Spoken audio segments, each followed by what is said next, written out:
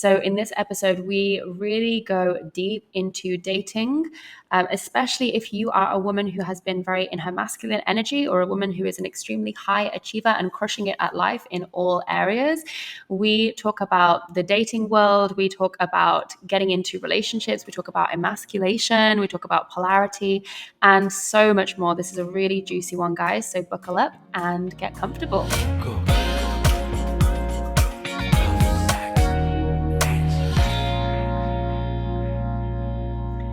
Hello, my loves, and welcome back to another episode of Love, Sex, and Magic with me, your host, Mel Wells. Today's guest is Sami Wunder. She is a leading international dating and relationship coach who specializes in helping high-achieving women attract and keep romantic love. Her comprehensive approach shows her clients how to embrace strong relationship boundaries while still emanating an inviting feminine energy. Sami has enabled more than 237 single clients to get married and more than 300 partnered clients to bring their marriages back from divorce in the past 5 years. So, Sami Wunder, the one and only, welcome to Love, Sex, and Magic. I'm so happy to have you here. Thanks for having me, Mel. Oh, it's such a pleasure, honestly. I remember the day that I stumbled across you online, and I really remember thinking to myself, this woman is talking about something that is so needed in the world, and no one is communicating it in the same way as you are. And that is really, I mean, everyone's talking about feminine energy, everyone's talking about polarity, masculine and feminine dynamics. Um, but the way that you do it is specifically in relationships and specifically for high achieving, successful women. So let's just dive straight into that. Why do you think the high achieving woman who has got everything going for her seems to struggle when it comes to love and relationships or dating? Okay, so let me start with my own story, Mel, because I think it's highly demonstrative of the struggles of the successful woman in her love life. So I was always an A student. I have always been a high achiever. I've always been ambitious. Got all my gold medals in economics, and then got a full scholarship for my master's in Berlin. And whenever I set my goal, I would achieve it for the most part. And if I did not achieve it, then I would just, tell myself this or something even better, which means I'm never going to accept defeat. I'm going to move forward. I'm going to pave my way. That meant I was forceful. I was assertive. I was in control of the things that I wanted to achieve in my life. And I had a lot of empowered masculine energy. I could do, initiate, organize, plan, get shit done. Now, this was amazing in my career. This was amazing for my studies. This was amazing for getting top grades. But when it came to my love life, it wasn't my best friend, this energy. Because what happened when I took this same energy, like let's call it the boardroom energy, the masculine energy, when I took it to my dates and my love life, what I started to see was that things would grow very quickly with the men I had chemistry with. So, I would lead the connection because I liked a guy. So I would initiate contact, I would pursue the connection, I would ask him out in a flirty, sweet way. Um, Thinking that he's, it's we're living in an equal world and women are so successful, and who's going to wait on a man to ask her out? If you like a man, go ask him out.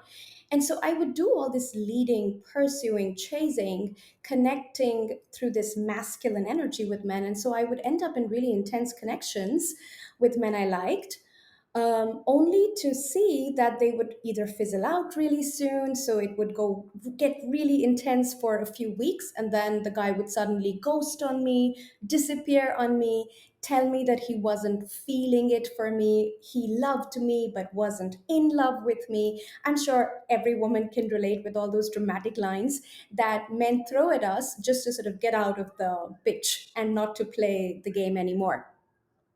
And so, what I started to realize very quickly that something was not working out in the way I was doing my love life. Something was off about it. Especially, what was off about it was that when I did all this hard work to pursue, lean forward, get the connection going, I attracted men who were very passive. And they would go from wanting to impress me to getting to becoming really lazy in the relationship, becoming really lazy at dating. So much so that I remember asking this guy one time, he's like, yeah, I've been thinking about you the last 3 days, and so good to hear from you. Here you are. And then I thought to myself, it takes 2 seconds to pick up your phone and 1 minute to write a text. If you've been thinking about me for the last 3 days, why didn't you just pick up your phone and write me a text? Why am I the one doing it? Right? So, through a series of such events, I think we need to get into that place of pain before we really decide to make a change or really decide to make any kind of transformation. So for me, it led to when I was in doing my master's in Berlin, I was meeting all these men, having lots of these connections that are intense and then fizzling out. And then at one point, I met this man who I thought would be my one. He was the one. We had an electric chemistry, electric understanding. We spoke about the same things. And my inner, little child who got excited, she went like, "Oh my God, we have so much in common. We think the same way and we speak the same way." And then this man as well, 2 months down the line, just sort of suddenly got slow in his texting. And then 10 days later, when I had not heard from him, I reached out and I said, "Hey, what's up?" Like, I'm here alive. Is everything okay? And he wrote, "It's been really so wonderful getting to know you, Sammy, but I don't think I can give you what you want." And I think that was the time when it struck me that the way I am approaching my love life, which is more or less like I approach my career, my business, I show up, I talk, I initiate, I organize. Um, there's something really off about it. And I have to learn how to do this differently, because if I keep doing this, I can see what it's going to lead to again and again. And I think that was the beginning of a really huge transformation for me.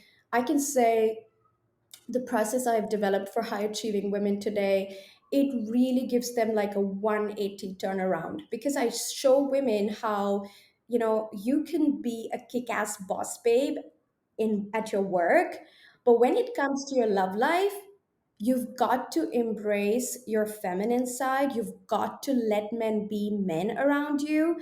And if you're going to go into this whole equality debate, and I'm a strong woman, and why can't I pick up a guy and carry a guy and pay for a guy? You can. I mean, there's nothing standing against you doing that. It's just going to give you the kind of relationship where you attract men who are projects and men who are lazy. So a lot of my clients, the high achieving woman who can give so much, do so much, when she's not practicing intentionally the principles of polarity, it's not hard for her to attract men because she's successful, she's sexy, she's attractive. But what ultimately happens is that she ends up picking the slack. She picks up the slack, the guy gets lazy, she ends up paying the bills, she ends up taking care of the kids, she ends up managing work, and she ends up becoming the entire director and president of the relationship. And Oh my God, so true. So true. it's so exhausting. She's so exhausted at the end of it all, and she's resenting herself for being in that place, and she's resenting the guy. Mm. Oh my God, there's so much in there that I want to pick up on. The first one is thank you so much for sharing all of that, by the way, and your story, which I just think is so good. And it's clearly you are living your soul's purpose through doing this work. When you mentioned about like guys who seem to be like such an amazing match, and then they disappear, ghost, or say to you something like, I just don't think I can give you what you need. What do you think has happened to lead up to that? What has gone wrong in your expert opinion now? Okay, so this is one of the most common scenarios I see with my clients, that men come on strong and then vanish or ghost or disappear or sort of put a break on the connection, which is ultimately a disrespect to the woman, because the man is saying, "Hey, can we take it slow?" So the reason why this happens is because Men at the start, empowered, healthy, masculine men. I mean, I'm not doing man bashing here, because I think when an empowered man gets to meet an empowered, beautiful, sexy, high achieving woman, he's curious about her. He's curious about her. It's almost instinctive, like when you see a chocolate cake, a piece of chocolate cake, and you want to eat it. It's that kind of an experience that the man is having, right? But if the chocolate, and in this case, the chocolate cake has to be smart. So if you are the chocolate cake and you give all of yourself to the guy and you give all of yourself to him quickly, which is you're texting day and night, you are, not making any gaps. The conversations are escalating quickly. You're going from small talk to sharing your deepest fears within 2 days, to sharing, to doing dirty talk within 3 days. If it's escalating at that level, what you're actually doing as the chocolate cake is that you're not valuing yourself and you're giving yourself too much to the man too quickly. And then what happens is that the man eats all the chocolate cake, he satisfies his curiosity, and he gets satiated. And then he nicely strokes his stomach, and then he leans back, and he goes like, do I want this or not? Do I like her? Do I not like her? Now I've tasted what she has to offer. Do I like her or not? Do I want her or not? This is where even the most amazing women get stumped. Okay? Because what's happening, and how I like to define it in my work and in my programs, is that there is a difference between intimacy and intensity. Okay?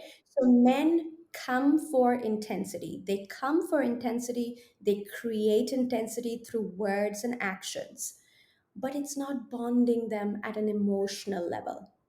Okay? What actually bonds a man at an emotional level is intimacy. Intimacy is completely different from intensity. Intensity is getting to know someone over a short period of time at a super fast speed under falsely created intimacy. It's falsely created intimacy.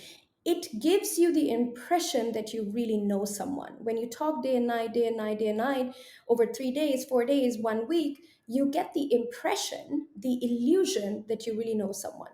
But the truth is, you can't know someone till you have experienced them in various circumstances, till you've seen how they treat the ones they love, till you've seen how they become when they're angry, till you've seen how they deal when you set boundaries, till you see how they deal with disappointments in their life. You don't really know someone. Yeah. So the only way to really know someone is to build intimacy over time, which is to, get to know the man and give yourself to the man in doses, in small, small doses. So, the way I teach my clients to overcome this phenomena of men coming on strong, which I think you can just expect, um, is to pace. It's what I call pacing. So, smart women pace men because they understand that no matter how intensely somebody is throwing good words at you, it's still just words. It takes time and experience over time to really get to know someone and to really get to see their instincts, their fears, their behaviors in different settings. I love that. So, really slowing down the pace. I mean, what about for your scenario? Because you were dating someone for 2 months, everything was going really amazingly. You were spending this time together in person. Like, I think everyone in the dating space, I think, has this idea of like, I need to take things slow. I think we kind of know that. But like, once we get into what feels like, oh, we're actually getting into what seems like the start of a relationship, what would you say if like then they disappear, right? Like, let's say it's like not been this intense thing. Like, that's one scenario. What if it was like gradually, couple of months in, like your scenario? What do you think happened with that? Okay, so 2 months is still fast in my world. Okay. I believe anything before 3 months, I mean, it's not a magical number that you have to hold, but it's more or less the time a flaky man will not spend with you or invest in you unless he has serious tensions. So that is the amount of time you really need to be evaluating and testing a man. In my case, I think what went wrong was not just that it was intense, it was still very intense, and I was meeting him, but it was still very intense and very too much too soon, very quickly. Um, but I think what really went off there, and again, something I teach in my programs in great detail, is I did not manage my emotional investment. I fell. I fell head over heels and I gave so much of my emotional, mental energy to this person without him having really won it. Right? And Earned it. Yeah. again, Yeah. it hasn't been earned. It's just like I just give it. I just give you my trust and I just give you my love and I just invest in you. So I always ask my clients, move at a pace at which if he were to disappear tomorrow, you wouldn't fall apart. You just wouldn't fall Hmm. apart. You'd probably be a little sad. That's okay. You'd probably be like, oh, another one bites the dust. but but you wouldn't feel destabilized or you wouldn't feel like heartbroken, which is where I was. I was Mm. heartbroken. It was painful. I felt humiliated because I had given so much of myself to this person. And I think when it comes to managing our emotional investment, I have some tips that I give my clients. For example, if he's not in front of you, he does not exist. Continue living your life as if he doesn't exist. So when we meet someone we like, what we tend to do is day and night daydream about this person, fantasize about this person, check their Facebook profile, check their Instagram 200 times, look at all their stories, and we don't realize, but it's all our time, energy, effort that's going into projecting a persona of this person that we really don't know, and our mind just sort of keeps building, who is he, like how is it going to be if he were to be the father of my kids, and like yeah, So true. it sounds funny, but it's So how I true. used to No, think. it's so true. It's so true. And we get so swept up in that, and it's so difficult because what I'm hearing you say is like this is about self-control. And and I think if you are a woman who's extremely tapped into her feelings and leads with her heart and wants to be authentic, it's going to feel very counterintuitive to practice some of these things, right? Because we're so like all in our feelings, and like we're this beautiful heart-centered beings, and we just want to express ourselves and we want to be authentic, and but no. But that's going to hurt us, right? Okay, so here's how I like to say it, because I think the minute you say no, don't be heart centered or don't be vulnerable, I think that feels very restrictive energetically. Hmm. So Hmm. how I like to describe it to my clients is be the lighthouse, don't be the laser. Ooh, I like that. I've not heard you say that before. I've Be seen the them leap into lighthouse. love. Yeah. Okay. So, lighthouse is, imagine yourself just being at the harbor, a tall, Hmm. gracious anchor tower who knows her worth and who's shining this light out into the world of men and sailors and knights and whoever's sailing on the ships, and you just shine your light. This is where all the feminine energy can flow out of you. You can be sexy, you can be you can be sweet and soft and funny and inviting, and you can be all like in your feelings and express your feelings, which is a huge part of the work I teach, right? It's not about not and suppressing your feelings or becoming masculine in the way you choose, Hmm. but it's about understanding that the lighthouse is not like beaming the light on one sailor. It's like, come, it's an invitation, right? So Mm. living in your feminine energy is an invitation to men versus living in your feminine energy as a laser light that is hyper focused on one man, trying to convert one man, in which case you very quickly shift from feminine to masculine, because the minute you shift from being lighthouse to laser, you're outcome oriented. You have a goal in mind and you want to convert that man and you want to win him and you want to convince him that you're the catch and that he should pick you. This is where feminine shifts into masculine very, very quickly, from lighthouse to laser. And it pushes men away. Women don't realize it. Women, high achieving women, think, I like a man, and I'm going to pull up my sleeves and I'm going to seduce him with my feminine energy. It doesn't work this way because men pick up on this energy. They pick up on our laser energy. They can see and they can feel when we are performing for them and we are trying to convert them. And this is where being a lighthouse works so beautifully, because your light and your sexiness and your sweetness and your softness is not focused on that one man. It's an invitation to all men, right? It's you are somebody that all sailors want to, rock their boats on the shores for, and come for a drink of your light, right? So this is where a woman who is truly embodying the lighthouse will always have suitors, always have men who are pursuing her, pursuing the connection, versus the woman who is the laser and who hyper focuses on one man, tries to convert that one man, and in the end sometimes ends up being really sad, really miserable, and really feeling helpless, which is hard to imagine because at work this woman is a rock star. So you'd wonder how come she feels so helpless in her love life, but that's because she's turning from the lighthouse into the laser energy, mostly without her Mm, realizing that she's doing it. mm.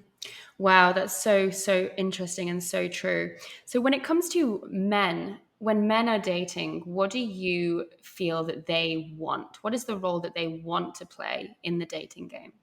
So I think it depends on the kind of man. You can't put all kinds of men in one box, right? So Hmm. I, for example, when I started dating and I met my husband and attracted him and got engaged to him within 9 months of meeting him and dating some other really great men, what I found was that it was really important for me to get clear on what kind of man do I want to attract.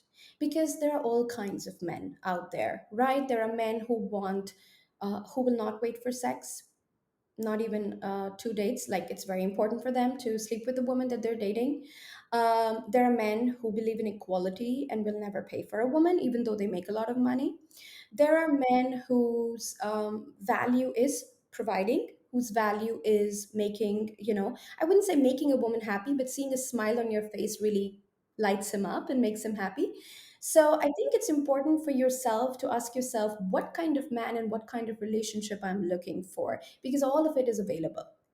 All of those kinds of men are available out there. And then when I started dating, I rejected many, many, many men because I'd go on a date and they were like head over heels and so nervous around me, which was kind of cute to watch, but then they didn't want to pay.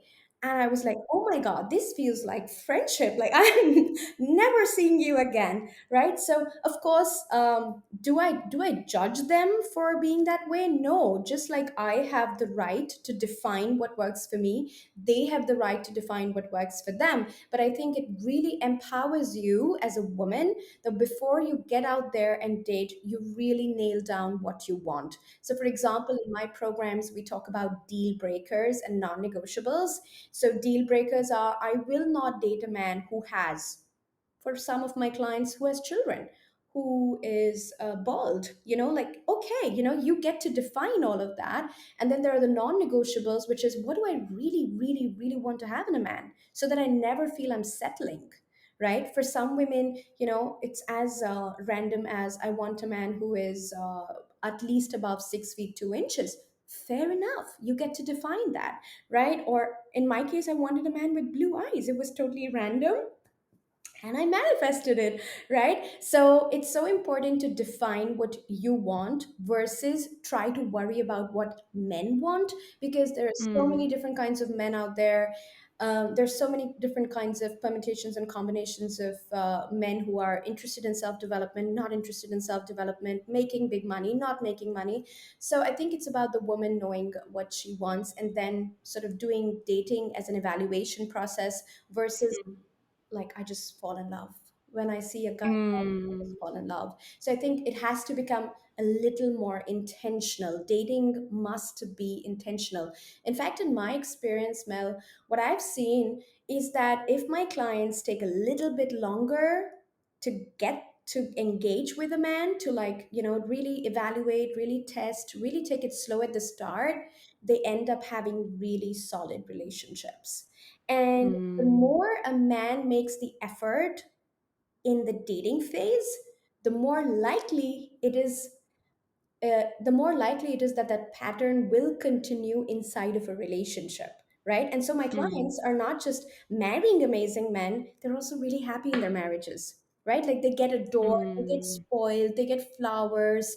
He can't think of anyone else but them.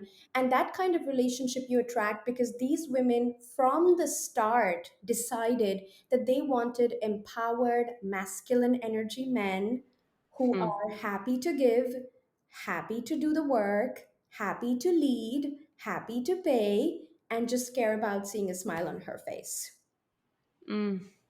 Wow, I love that. It really sounds like, yeah, that the key is like letting the man actually make that effort and pursue you. And if you are doing all the pursuing, if you are doing all of the effort, there's no room. That doesn't create any space for that to happen. And so that's obviously going to lead to relationships where you are, like you said, like you are the CEO of the whole relationship and still doing everything.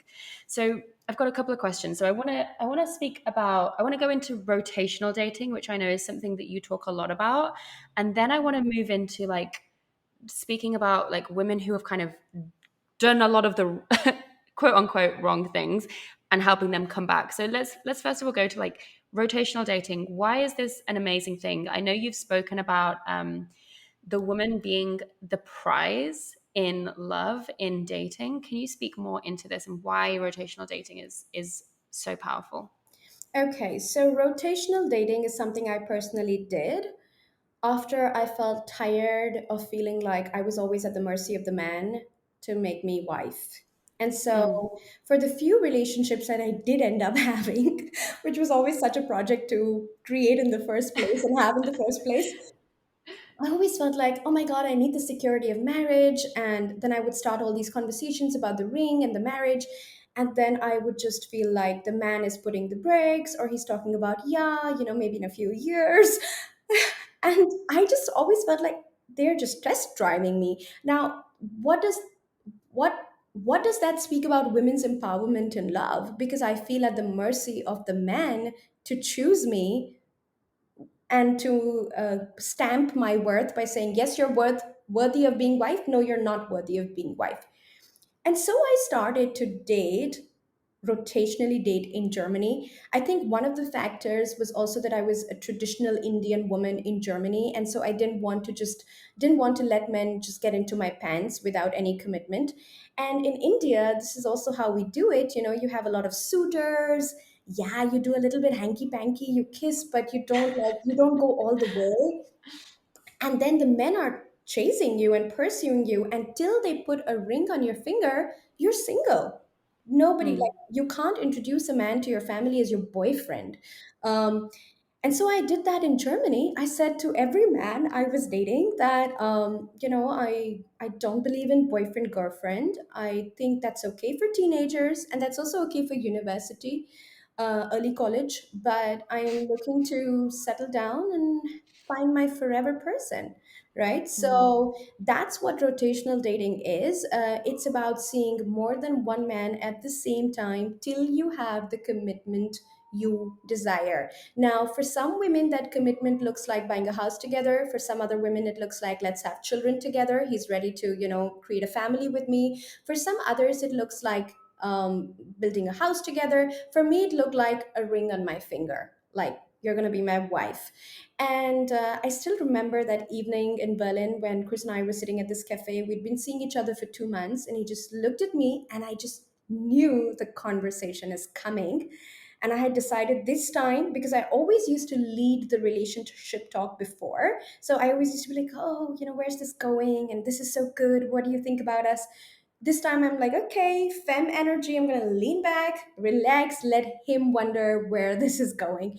And so I just could see it on his face that we're getting there. So he's like, this, what we have, what is this? I had a little internal giggle of victory. And then I said to him, well, we're seeing each other and we really like each other. It feels really good. And he's like, well, I think we should become exclusive. I really like you. And then I remember again giggling. It wasn't all so perfect. I wasn't love coach Sami Wunder back then. I was just a girl who liked a guy. And I said to him, I don't believe in boyfriend girlfriend. I feel really flattered and I that you feel this way about us, about me, but I am looking for my forever person and I do not want to put pressure on you. I do not want you to hurry this, but until you know that I'm the person for you, not just for now, but forever, I'd like for us to keep seeing each other, but I'd also like to keep my options open. Oh my God. I'm almost sweating thinking about that moment because it took a lot of courage back then because I really liked Chris. Like it would have made me really sad if he would not have agreed to this arrangement. And I remember him going completely silent on me for I think 2 or 3 days. He did not text me, he did not say anything, and he walked me back home and he was completely quiet on the way back and I could see he's thinking and he's processing what I've said. And then I went home and I, had a little cry and I felt like I've messed it all up and I'm going to lose the guy. Um, but I was at another level really proud of myself that I could pull it off with a man I liked. And then 3 days later, he messaged me. He said, "Okay, let's meet. Let's talk about what this looks like for you." And then I met him again, and I explained to him what it looks like. I said, "I'm not going to be sleeping around. It's rotational dating. It's not rotational sleeping." And if anything gets really serious with anybody else, you can trust that I will let you know. Yeah. And basically, how things unfolded from there was that he kept booking all my time. Like, I think he got his antennas were up and he was like on red alert that there are other men in her life that she's possibly seeing. And every once in a blue moon, he'd come over and he'd see some flowers from somebody else who'd sent me some flowers or something. He wouldn't ask, but I think he knew what was going on. And he just kept booking me, booking me, booking me. And I think within 3 months, he was like, "Can I come to India? I'd like to talk to your parents." And I was like, wow, this is serious. That's what it looks like because I think rotational dating it takes courage. It's bold. I truly believe it's women's empowerment and love. I believe it's time women stopped feeling at the mercy of men to be chosen as wives. I think women can give themselves all the options they desire, test all the options, and only settle with a man who's really ready to claim them and who's really ready to step up for them versus give our hearts, get over invested, get heartbroken again and again. So this is the cycle that rotational dating ends. You stop waiting years at the mercy of a man to choose you. You get in the driving seat of your love life. You call the shots. You have choice. You have power. You get to choose. And does it take courage? Absolutely. It takes courage because you're going to piss many men off. Many men are going to, not like what you're doing. But in my experience, in my client's experience, and we've had what, like 237 engagements, and that's only the recorded engagements. Like, there's far more than that. Happy clients who just go away and live a happy love life. Um, what we've seen is that the right men, the marriage oriented men, the commitment oriented men, the men who actually want to build something with you, they're the ones who stay in the field. The rest all go away because they know, like, oh, she's not going to sleep with me, she's not going to sleep quickly with me, she's not going to become my girlfriend, I don't get any benefits, like I'm just supposed to stick around and effort to win her, and I'm not going to do that because I'm lazy, I'm looking for something quick. So rotational dating actually helps you get rid of all the non-serious, all the douchebags. Yeah. Yeah, it's like a filtering out process. And you can't do that if you're just laser focused on one person. Yeah. And I like that you stipulated as well, it's rotational dating does not mean rotational sleeping. It doesn't mean that you're sleeping with several people, right? It just means that you are dating and letting yourself be dated by several people. Yes, and Um, I call it connection dates. So go for mm, coffees, go for cinema, go for walks in the park, get to know each other, right? Some of my clients, they feel really comfortable. I think theoretically you could date many guys, but in practicality, high achieving women, they're busy. So my clients end up like a lot of my clients end up rotational dating at the start, like lots of men at the start that they're talking to, and then the funnel just gets smaller and smaller and trickles down, and at the end you're seeing like two, max three men who are serious, but you just need one man to find and create the love of your life, so you don't need so many men, right? mm. Wow. So much in there to unpack. But I do want to move on to like, for the woman listening that's kind of hearing this conversation and she's like, shit. I've done this the wrong way. Like let's say someone's in a relationship, or maybe they're in a long-term relationship now or a short-term, whichever, but they're realizing that they've maybe been emasculating their partner. They've been doing too much. They've been in the pursuer role.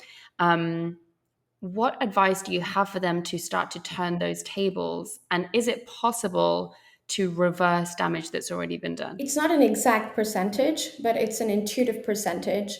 90 to 95% of our clients are able to turn around the bad dynamics. Okay?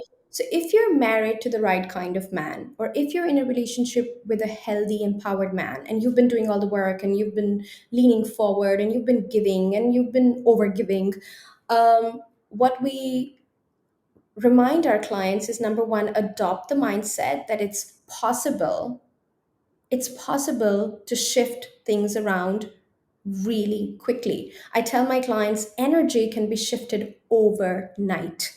And I'm not kidding. Men feel it like this. So, just to give you an example, my client, let's call her Samira, she used to welcome her husband home every evening when he would return from work. And she would like lean forward, kiss him. How was your day, honey? Do you want water? And he'd be like, no, thanks. And he would just sort of, be indifferent. And then she would cook all these meals and sort of, let me seduce him and let me please him. Um, and when she came to us, she was like, you know what, Sammy, nothing is wrong in my marriage. It's not like he hits me. It's not like he's cheating, but it's just flat. There's no sex, there's no romance. Like we're just functioning, right? And we're functioning and I'm tired. Like I do so much and it feels like it's never enough. And so the first thing we told her to do was just start with shifting the way you deal with him coming home. And so she'd open the door, she'd say hi, and then she'd go sit.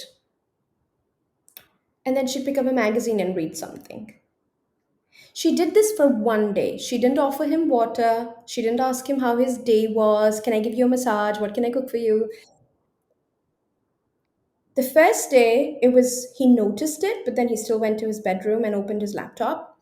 The second day, we told her to, she doesn't even have to open the door. She could just use her Ring app and just open it with the button. So she opened it with the button and she kept sitting. He put his suitcase down.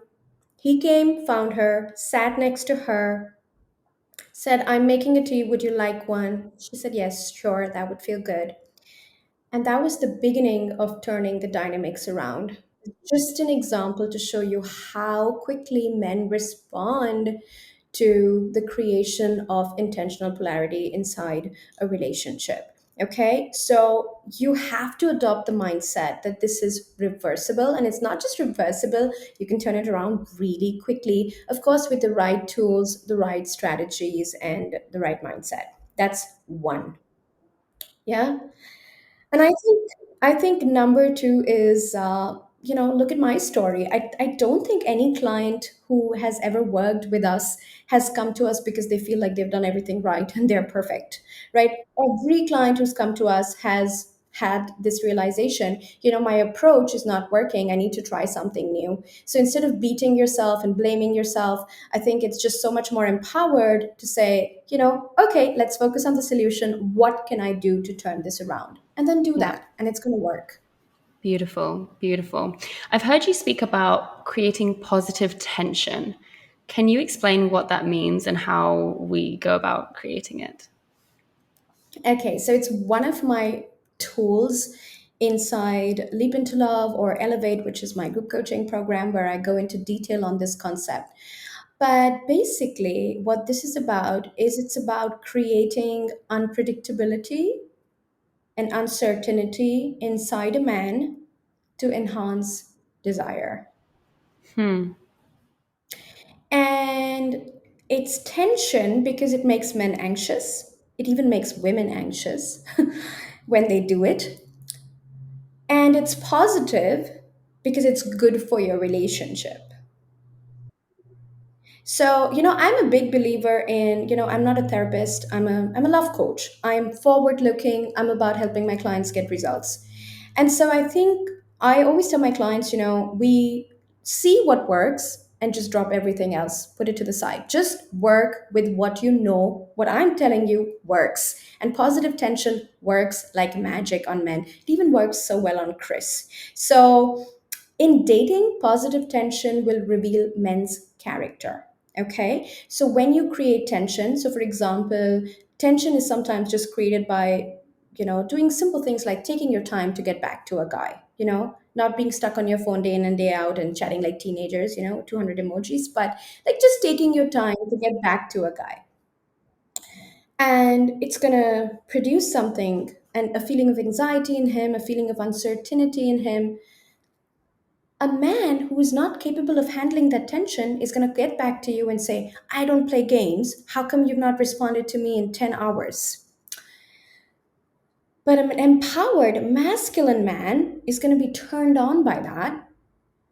And he's going to probably double text you and he's going to say, hey, when can I lock down a time with you? Yeah. This is the power of using tension because when you use it, people reveal themselves. Men reveal themselves, right? Imagine being speaking to somebody and looking at their message and you being at a party and you're like, okay, I'll get back to them tomorrow. I just saw the message, but I'll get back to them tomorrow. But imagine waking up the next morning and seeing three more texts from them saying, hey, Mel, you saw my message, but you never answered. Hey, Mel, are you there? Hey, Mel, I can see you're seeing this. Why aren't you responding to me? You'd be like, oh my God, claustrophobic, leave me alone, right? Tension reveals men's character. A man who is able to handle tension is revealing his capacity to engage with you even when it's a bit challenging, even when it's a bit tough. In fact, men like it. Men are hunters by instinct. And so a woman who's creating positive tension, she's going to have so much more of an edge than a woman who's just showing up in this friendly way where, every time he messages, he gets like 10 messages back and she's always available and she's always there and she's not busy living her life. Now, I do want to say something to this. This is a really profound concept. It really works and it's a nuanced concept which at the first sight can appear like playing games. Now, this is not about playing games, right? Because what we help women do is we help women see that if they really didn't care about a guy, didn't care about a man, they would do this automatically. It's like the dilemma of the beautiful, sexy woman. All these men messaging her that she's not interested in, and then the one man she likes not moving things forward, right? Now, what we're doing is we're replicating the way you treat the men you don't like with the man that you do like. So you naturally create tension with the men you don't care about. You just naturally take your time. You just naturally don't send them 200 messages. You just naturally don't laser focus on these men. And it works. And what works on those men is what works on the other guys. The successful, handsome, rich men, they're still men. They still have the same instincts, right? And so this is not about playing games. This is about understanding man's psychology. This is about helping women see that they perhaps get a little too excited about the men they like, and then they start behaving in ways that they would not normally behave in if they didn't care so much about the man.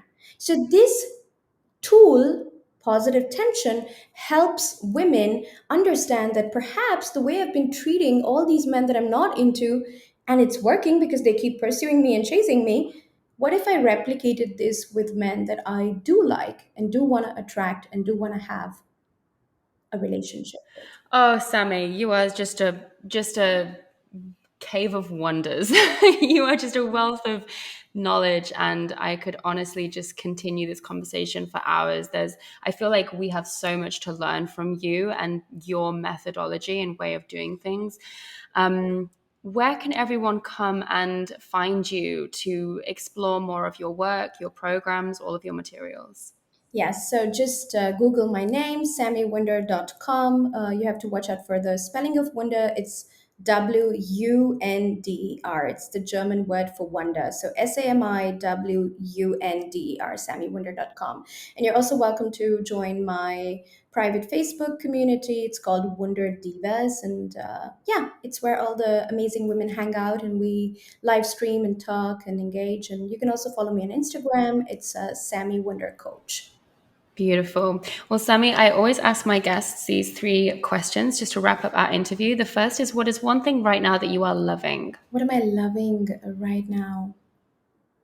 To be very honest, I'm loving finding the magic of my body again. So I have given birth to two little babies in the last 4 years. I've felt quite depleted. It was beautiful, magical, but I had to go through surgery, stitches, labor, breastfeeding. I was exhausted, and I felt like I had, lost my. In German, we say Lebensfreude, like this, like this aliveness and this vibrancy because I was doing so much. And now I'm slowly dropping all the weight, the mama postpartum weight. My little one is still 10 months old. And I'm just really loving, getting my power back as a woman and being in touch with my body and like just feeling beautiful and celebrating my body. I think that's what I'm so totally loving right now. Beautiful. And what is one thing that turns you on? I think what turns me on is seeing a successful woman being in love and adored by an amazing man, because I think there is this huge myth in the world of successful women that we get to have one or the other. We can either be seven-figure entrepreneurs or we can be wives and mothers.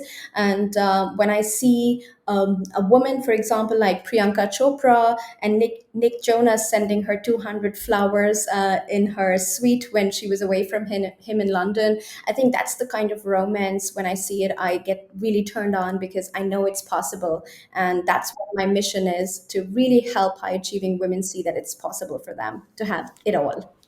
I love that so much. And when was the last time you experienced magic? Oh, just this morning when my 10-month-old just laughed uncontrollably and we filmed him, but like he just couldn't stop laughing and he finds the smallest nondescript, like nothing extraordinary, and he just keeps laughing and laughing and gets these laugh fits and giggles. So I think there's just nothing more magical than that.